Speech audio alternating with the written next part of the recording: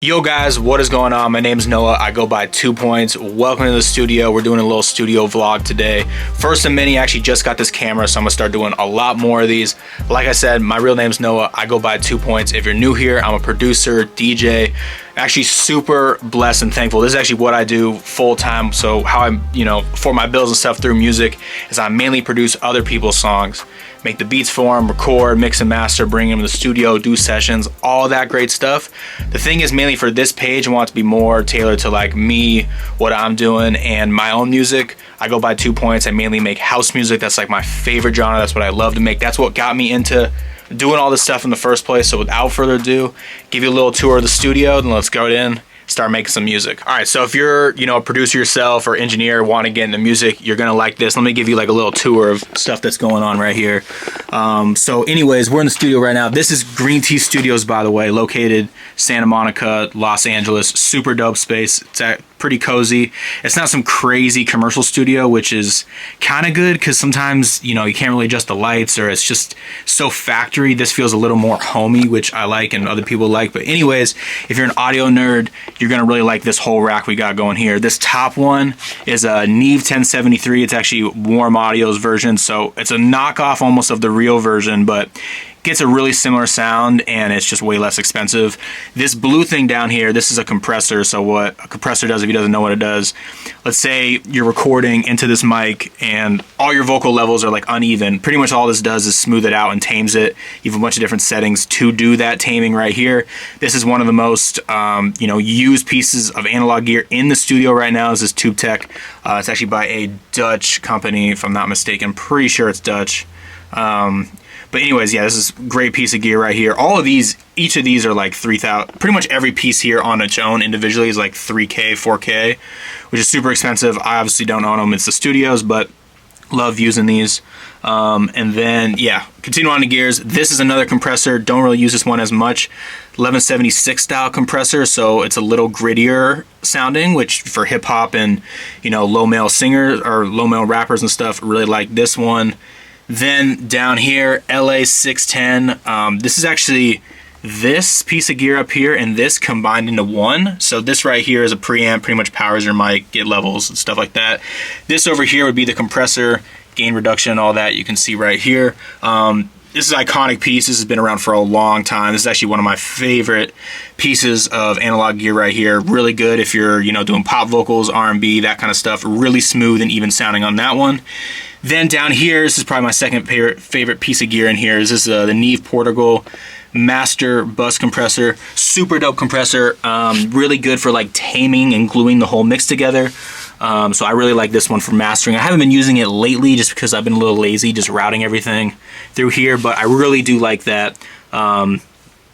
I really do like that outboard gear as well. All right, so that's a little bit of rundown of some of the gear for you audio heads or just producers like love and geek out on that gear. Me too. I just kind of want to show you that real quick. Without further ado, let's actually hop in the studio. I'm gonna be showing you what I'm working on. It's actually an older record. I think last set I did of it was like last February. It's currently January of 2025. So last February this was done, but I had a bunch of other songs I wanted to put out first that I thought were better, and I kind of shelved this one. It's with my boy Mickey Montebello, which we've done like tons of records so far. Really like this one. I just felt like it was more of a winter record. Everything else that I was doing was more summer, party oriented. And this is just a little bit more of a good winter vibe, more kind of progressive house style. So without further ado, let's hop in the studio. Let's check it out. I can do that. We have other pans that we didn't use. Well, I know. Well, I mean, it's just part of the process.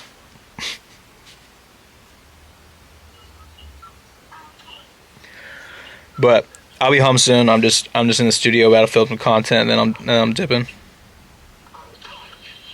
All right, I love you. I'll see you soon. All right, bye. Women, man. It's one of those things, what are we doing for dinner? Are we doing this? This? And it's like, obviously loving it at the same time. We also got to lock in. It's 2025. We also got to lock in. Anyways, all right. Now I'm actually going to show you the song, do a little breakdown, and then, that'll be it. Let's do it. All right, so I'm going to play the song for you. It's called Waves in the Rain. It's with my boy Mickey Montebello. He's the singer. I'm the producer on it.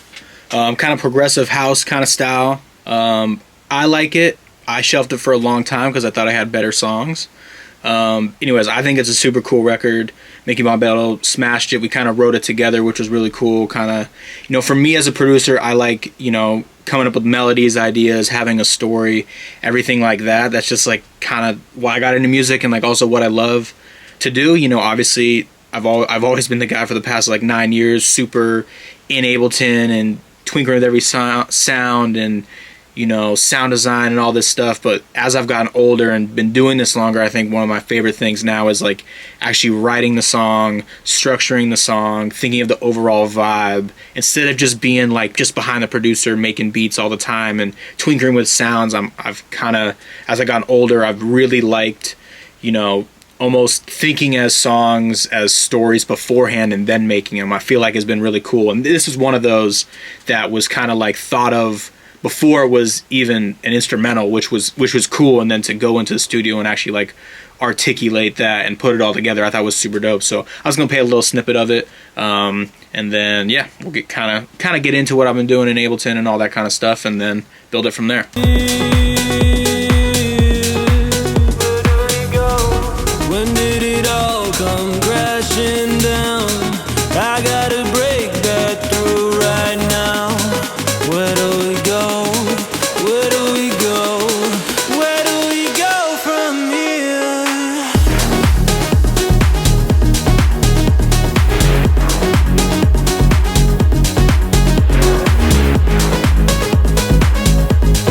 Where do we go? Where do we go? Where do we go from here?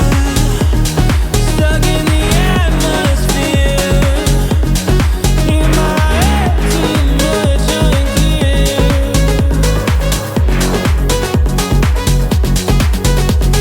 Swept me up like waves in the rain.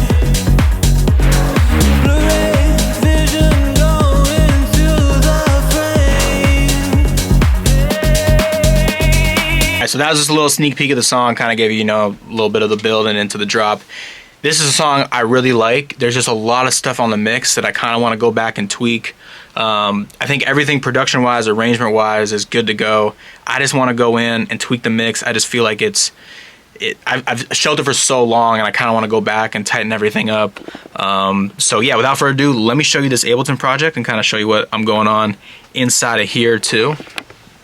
So might be kind of hard to see with the screen. I'll figure out a way to like, make the screen a little better for the screen sharing purposes and all that. But pretty straightforward song. Here's a melody right here. I've been using mainly Serum for these, doing my own kind of melodies. What's really cool is I pretty much I took the entire melody and progression, and I just kept it going the entire song. But what I would do is I would either change out the instrument or I'd really filter out a certain section, and then by the time it got to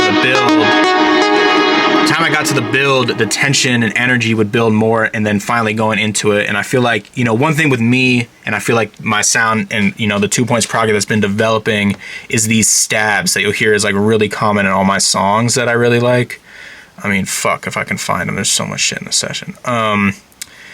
These right here is like, it's kind of been my signature lately, like on the progression, actually stabbing each of the different chords when it comes in. So obviously the melody's doing whatever and it's bouncing around and dancing around, but these stabs is what I'll actually like hit on. Like, this is the first chord, goes up to the second chord, and I kind of will follow that progression with the stab. And I feel like I won't have the stabs in the beginning, or I'll just have like a Reese bass, a really drowned out bass that will do that kind of progression, which as you can see is right here. The thing I feel like a lot of people will, just moving this around. I think a lot of people sometimes what they'll end up doing, and I feel like it's sometimes confusing, is they'll try to go to the drop and then make it a completely different progression and style as what was earlier. And I feel like a lot of times it kind of throws the listeners off, because it's like they like the beginning of a song enough to keep listening to it. Now by the time you drop, you try to do this crazy switch and it almost sounds like a different song.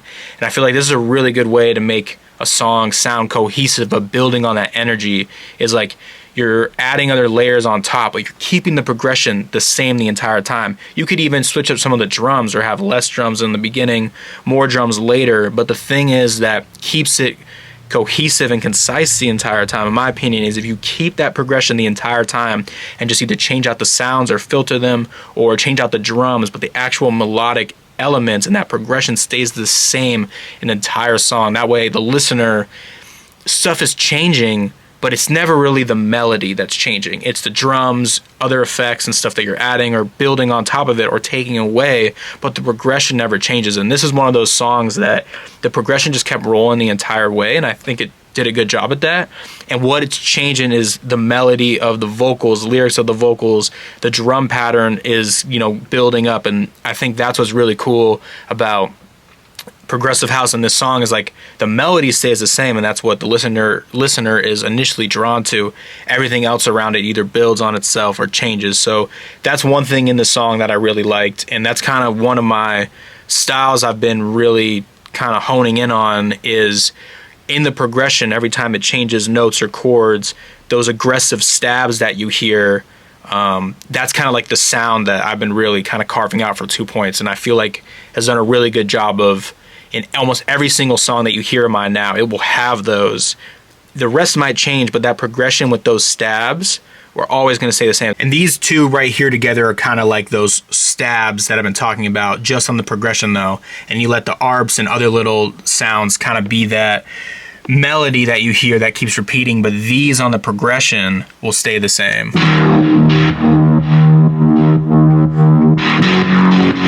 Those will kind of follow suit together. Then for the drums, I kind of kept it pretty simple in the whole entire song until we got to the drop. Then I added more that I felt like gave it a little more rhythm and all that kind of stuff. And we're going to get into the mixing. I think I'm going to do another video where I just straight mix this song. Another thing that really makes this record, in my opinion, is these little stabs right here. I think the entire song started with this. I loved how those sounded, and I loved the emotion in these blue ones.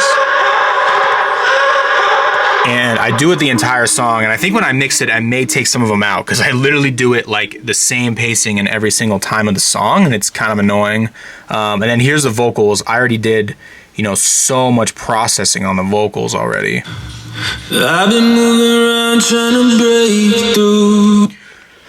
But Mickey has such a cool like tone. Like he's mainly like R&B, but like I feel like on this song he had a little bit of the R&B, but mixed with a little like dreamy kind of EDM and stuff. And I still want to go in and tweak some of the vocals. You can hear there's kind of like some noise and stuff.